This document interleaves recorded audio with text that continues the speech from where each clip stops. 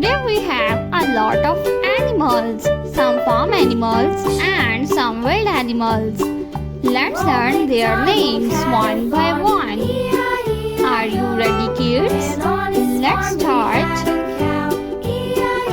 The first animal is a tiger.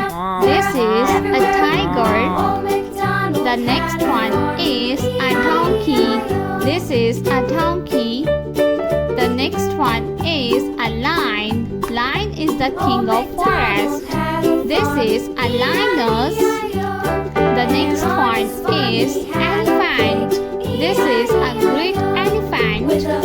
The next one is a rhino. This is a rhino. The next animal is a tiger. This is a tiger. The next one is a leopard. This is a leopard.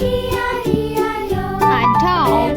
This is a dog. The next animal is a hen. This is a rooster. The next one is a deer. This is a deer. The next one is a camel. A cow. This is a cow. The next one is elephant. This is a cow. The next one is giraffe. This is gorilla. The next one is